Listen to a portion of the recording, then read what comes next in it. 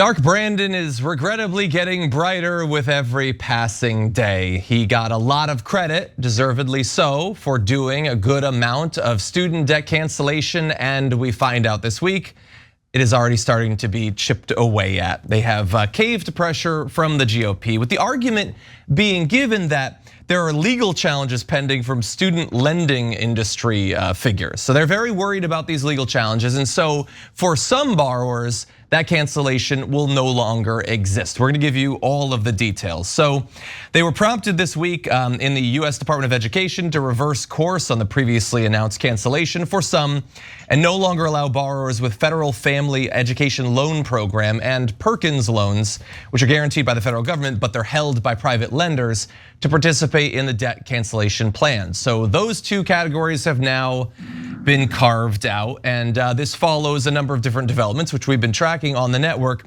including 6 Republican-led states filing a lawsuit in Missouri federal court, this is just yesterday, arguing that the student debt cancellation plan, quote, is not remotely tailored to address the effects of the pandemic on federal student loan borrowers, a legal requirement, they say, under the Biden administration's justification for the cancellation. Maybe they have something there. I personally never thought nor needed the plan to specifically address the pandemic's effect on student debt. That was an exacerbating condition. It made it worse, but it was terrible long before the pandemic. In any event, this appears to have worked. So the suit that they are so worried about involves a Missouri student loan servicer, which they say that it's part of the state's government. So if it sees a drop in revenue because borrowers consolidate their loans under the federal family education loan program, then that would be bad for the state. And so how dare you do this, I guess. But I'm sure the important question that you're wondering is, how bad is this? How many students does this affect? And it is somewhere between irrelevant and devastating. 800,000 borrowers, according to the administration, bear that in mind. That's what they say. 800,000 will now be excluded from relief. Many more than that, potentially up to something like 1.5 million. I've read 2, John, 2 million. Well, I believe the 2 million figure includes that 800,000. Okay. But again, basically everywhere you look, there are different estimates that I've seen. So over 1 million people at the very least, maybe 2 million people will either no longer have their debt canceled or will have less of their debt canceled. Now, that is not a massive portion of the over 40 million people who stand to benefit from it, but it's hundreds and hundreds and hundreds of thousands of people who've spent the last 2 months ecstatic at the prospect of this debt finally being lifted off their shoulders, and now they're gonna find, oh no, it's gonna be put back on there. And not because these Republican states launched this lawsuit and month after month they ground it away and the Biden administration fought them at every step, but unfortunately, finally, the conservative Supreme Court has allowed it to stand, and now begrudgingly the Biden administration is gonna have to reverse it. No, instead, they caved. They caved super early on in the process, and so if you're one of the people who will no longer get that debt cancellation, who are you gonna blame? You should blame these Republican states, that's true.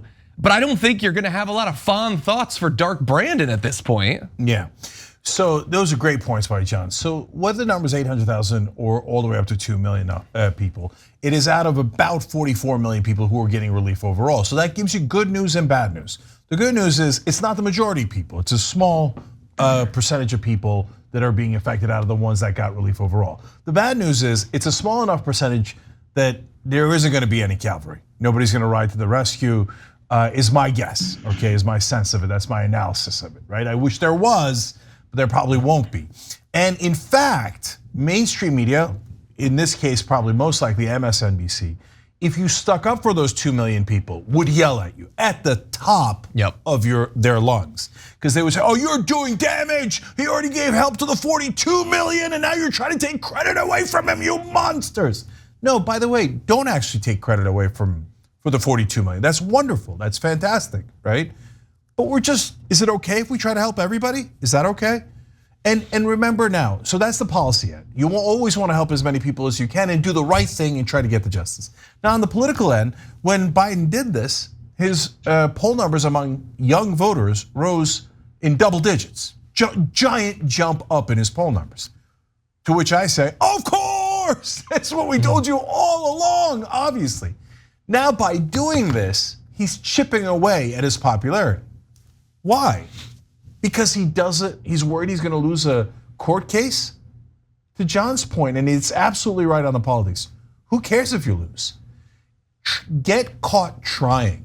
If you fight the Republicans on this, then you could frame the Republicans as the bad guys trying to take away your student debt relief. And it won't seem like it applies only to 2. It'll seem like it applies to the whole 44 million. Republicans are trying to take away student debt relief. That way they get saddled with the bad polling and the unpopularity, and you look like you are the defenders of student debt relief. But when you buckle, it forces us to be honest with people and say, it was your fault for buckling. And then I know MSNBC, New York Times is gonna yell at us, but that is actually a fact. And it's our job to bring you unbiased news, unlike the rest of the media. Yeah, this entire situation blows my mind. I mean, this is really 1 step forward, 2 steps back, because now the Biden administration has set a precedent that Republicans don't even need to go into court and prove their case to get the White House to back down. They just need to threaten and file a lawsuit. I mean, we've essentially done with court what Republicans have done with the filibuster and created this situation where not only have we enabled them now to pressure Biden on so many other things, but we've created this image again that Joe Biden will make a bold proposal, but he's not willing to stand behind it. And that is just as damaging for Democratic morale. Yeah, and to the extent that people learn about this widely, and we'll see, it's a policy-based story, so the media probably won't talk about it very much, and it affects the lives of working people burdened with debt. So again, they feel very little ethical obligation to cover it significantly. But if people hear about it, it's going to reflect poorly, as we've been saying, on the Biden administration. But more importantly, for those 800 to 2 million people, are you ever going to support Joe Biden again after this? Are you going to ever trust the Democrats again after this? Like, it's a very easy case to make that it's worse to seem to cancel it and then reverse it to have just never done anything at all. This is definitely worse. You might have been making new plans for your life, considering the possibility of being able to move or change up your career, start a business, buy a car, buy a house. And now, oh no, you're gonna be paying the $500, $750, $1,000 a month in debt once again. And it's especially bad because this isn't just chipping away needlessly at an awesome plan. It's chipping away from a plan that was good, but needed to be expanded massively anyway. So you are now very much going in the wrong direction. And I want to buttress what Cenk was saying, because he was talking there about sort of the perception of these things and how you can sell what you're trying to do, all that. And that's important in politics, but I also want to differentiate, like the right wing now, the way that they talk about inflation, the way that they talk about crime, the way that they talk about gas prices, constantly trying to pin that sort of thing on one politician when they would never accept that under their own. That's how you make a narrative that's not founded in reality. But in this case, if Biden really wanted, if the Democrats really wanted to spend the next couple of years pitching themselves as the defenders of those who've had their debt canceled, while maybe incrementally expanding the cancellation along the way, you are not making up a narrative that the Republicans are trying to stop this. They're 100% trying to stop it, and not just in this lawsuit. This is 6 states, there are going to be others. You have multiple student debt servicing companies that are already working with state governments to try to make sure that the cancellation is not tax deductible at the state level, which is going to severely cut how much is actually canceled. You have basically every Republican politician and Republican pundit not only complaining, whining, crying endlessly after the cancellation about the fact that it actually happened and making their side look terrible, but they spent literally years fighting against it, which is why it took so long for it to happen in the first place. It would not just be a narrative, it would be the truth. And now, like, the water's been muddied, and now I guess there's some good progressives, but the Democrats are pretty bad again, and the Republicans are pretty bad, and who's to say? Now the Democrats are obviously factually better on this, but it's gonna be harder to make the case than it needs to be. Yeah, so look, everybody's experience is different. And so if you see me saying this on air, you might think, well, I don't get that, of course, but in my case, I know a lot of folks in the establishment. And when we do stories like this, they literally yell at me, okay? And they say, you're trying to take credit away from Biden. It's your fault if those people that got screwed on this find out that Biden screwed them. Okay, I swear to God they say it. And they say it super clearly, right? So obviously you have to pause and think, what an absurd thing to say. No, wouldn't it be Biden's fault? Because think about it, guys. If Biden had said, no, God damn it, I'm gonna fight those Republicans in court, today we would be doing a story about, go get him, Joe. Dark Brandon, laser eyes, look at this, that's amazing, right? Instead, he forces us to do a story where we have to take credit away from him. Because it's true. I know we've all lost sight of the fact that news is supposed to give you news. Everybody assumes that news has an agenda. So that's why people say to us, why aren't you helping Biden?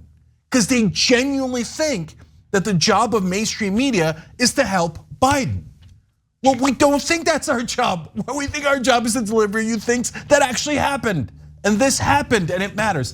But guys, no matter what we said, you think that every one of those 800,000 to 2 million people who's watching the Young Turks right now, they're like, oh my God, I didn't know about it, but I just found out. I mean, I hope so, but I doubt it if I'm being honest. What's happening instead is they heard the news that they were about to get $20,000 in student debt, like $20,000. And then they heard the news today, psych, you're not getting it. And by the way, Biden is the one who folded and wouldn't even fight for you. It doesn't matter what we say at all. That's in their lives. If you think $10,000 to $20,000 isn't gonna affect their lives and they're not gonna notice, you probably live in Washington or you work in television or at the New York Times. No, of course they know. Of course they know. I mean, that's so ridiculous to say they don't know. So, and of course, John is right, Max is right. It also says a message to Republicans, so you could bully Biden and he'll give in. So you've got to wonder at the end, why? Why would you take the L when there was no need for it? You had the W. Go back and watch our old Young Turks clips. We're like, way to go, Joe. This one was really good. We wish it was a little bit more, but it's okay, it's okay. Way to go, right? Now we're taking credit away. So why did he do it? Private lenders. Who are private lenders who give debt? Financial institutions. Some of the most powerful people on earth, and certainly the most powerful people in DC, along with the drug companies, the oil companies, etc. So the banks came in and said, hey, Joe, you want to take government money and give it to working middle-class people who went to college? That's your business. I don't like it. I definitely don't like it because I think that that's going to come out of my hide at some point through taxes, okay? But you want to take money out of my bank? Oh, and you're going to pay for it ahead of time, but I'm not going to get the interest on it. I'm not going to get the fees on it. Oh, hell no, Joe. You will kneel. It's not the Republicans, it's the donors. Yeah. And then Biden, what does he do? Immediately, the minute a donor raises his head, he surrenders. And so to all my establishment friends, I'm sorry that that's true, but it's definitely true.